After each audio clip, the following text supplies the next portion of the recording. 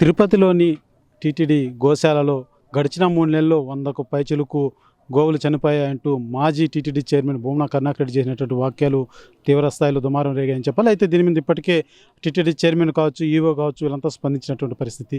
ఇది కూడా టీటీడీ ఇప్పుడు గోవుల పట్ల అలసత్వం వహించింది లేదు, మేము కంటికి రెప్పలా కాపాడుకుని లేనిపోని నిరారోపణలు చేయడం సమంజసం కాదంటూ కూడా తెలియజేసినటువంటి పరిస్థితి. అయితే ఈ యొక్క అంశం మీద ఏదైతే పాలక మండలి సభ్యులు భానుప్రకాష్ రెడ్డి లిఖితపూర్వకంగా ఎస్పీకి ఫిర్యాదు చేయడం జరిగింది. ఒకసారి మనతో పాటు పాలక మండలి సభ్యులు ఉన్నారు.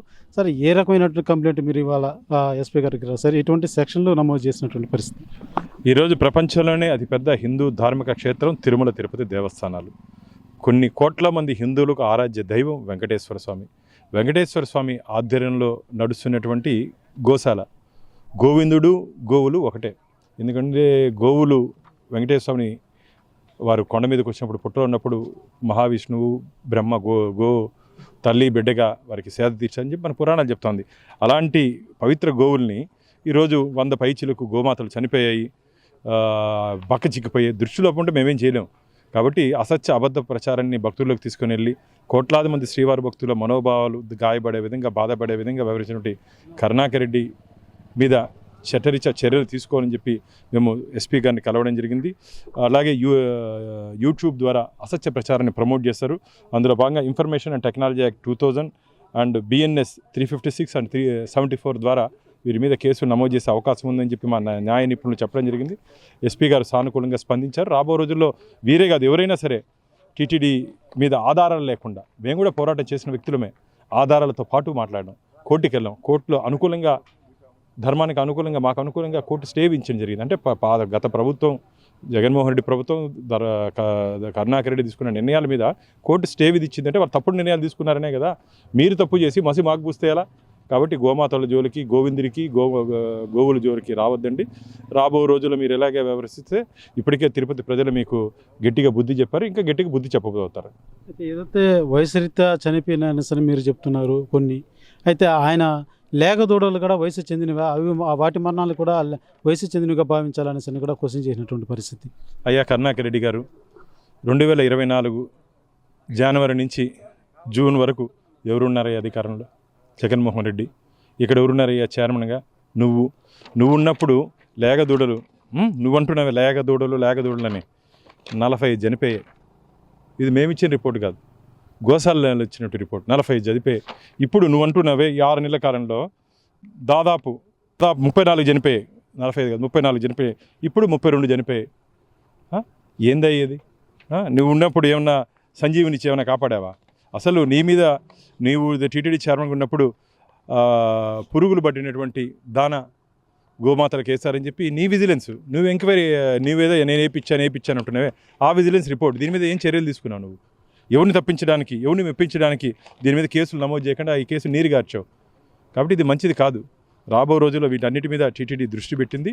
గత 5 సంవత్సరాలు జరిగినటువంటి అన్ని అవినీతి అక్రమాల మీద ఇప్పటికే state vigilance and enforcement enquiry చేసి రిపోర్ట్ని రాష్ట్ర ప్రభుత్వానికి ఇచ్చింది. అది వచ్చిన తర్వాత చాలామంది జైలుకి వెళ్ళే ప్రమాదం ఉంది. ఏదైతే ముఖ్యంగా హిందువులు కావచ్చు, ప్రజలు కావచ్చు, కోటి దేవతలను గోవులో చూసుకొని పూజించేటువంటి తత్వం కలిగినటువంటిది గోమాతకు ఉన్నటువంటి ప్రాధాన్యత. అటువంటి గోవు మీద ఈరోజు ఇంత చర్చ నడుస్తుంది రాష్ట్రంలో. దీన్ని ఏ రకంగా చూడాలంటారు? గోమాత, భూమాత, తులసీమాత కన్న తల్లితో సమానం.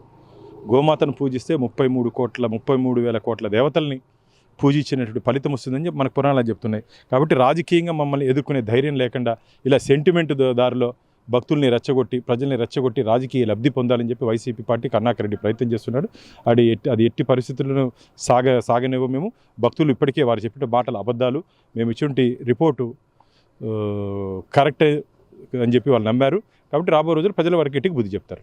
కరుణాకర్ రెడ్డి మాత్రం సవాల్ చేస్తున్నారు. నేను చూపించినటువంటి ఫోటోలు కావచ్చు, నేను చేసింది ఏ రకమైన తప్పైనా, ఏ చర్యకైనా నేను రెడీగా ఉన్నాను, వాళ్ళు వచ్చి ఈ ఫోటోలు ఫేక్ అనేసి నిరూపించగలరా అంటూ కూడా సవాల్ చేసినటువంటి పరిస్థితి. ఖచ్చితంగా మేము నిరూపించడానికి మేము సిద్ధంగా ఉన్నాం. మేము మొదటి రోజే ఆహ్వానించాం గోశాలకి రమ్మని చెప్పి. మా దగ్గర ఉంటే ఆధారాలు మేము చూపిస్తాం, మీ దగ్గర ఉంటే ఆధారం మీరు చూపించండి అని చెప్పి. సత్తా లేని మాటలు ఊరికే వేస్ట్. చూపిస్తామని చెప్పి తొడలు కొట్టుకుంటే వాళ్ళకే తొడ నొప్పిస్తుంది తప్ప మాకేం లేదు, మేమైతే సిద్ధంగా ఉన్నాం.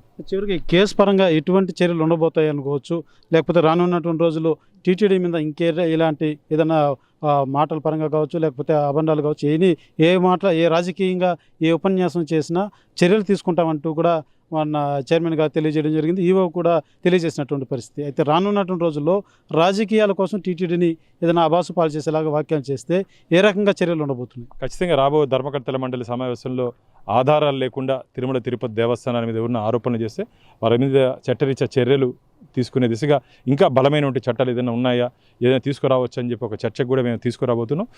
రాబో రోజుల్లో ఎవరైనా సరే ఒక ధార్మిక క్షేత్రం రాజకీయం చూసుకుందాం. నీకు నాకు కాకపోతే నన్ను విమర్శించు, దేవుని విమర్శించొద్దు. నీకు నాకు కాకపోతే నన్ను విమర్శించు, గోవులను విమర్శించొద్దు.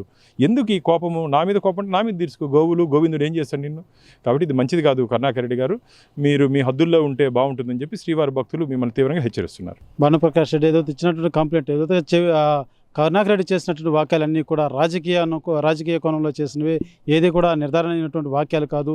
ఏదన్నా దేవుడి పట్ల నీతి నిజాయితీగా వ్యవహరించాలి. అందులో ఒక మాజీ టీటీడీ చైర్మన్గా కూడా పనిచేసినటువంటి వ్యక్తి ఈ రకంగా గోవుల మీద లేనిపోయిన అబండాలు మోపడం మాత్రం ఇది తీవ్ర చర్చనీయాంశంగా మారింది. అయితే దాని మీద టీటీడీ కూడా సీరియస్గా తీసుకొని ఇవాళ ఎస్పీ కూడా ఫిర్యాదు చేసినటువంటి పరిస్థితి. రానున్నటువంటి రోజుల్లో టీటీడీ మీద ఇటువంటి అబాసు పాలయ్యే విధంగా ఇటువంటి కార్యక్రమాలు చేసినా, మాటన తగిన చర్యలు తీసుకునేలాగా టీటీడీ పాలక మండలి నిర్ణయం తీసుకోబోతుంది. అయితే కరుణాకర్ రెడ్డి చేసిందంతా కూడా అవినీతిమయమే.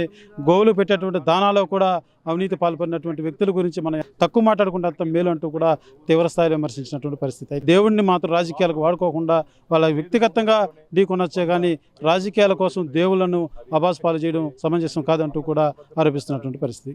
కెమెరా పర్సన్ కోటితో సురేష్, RTV, తిరుపతి.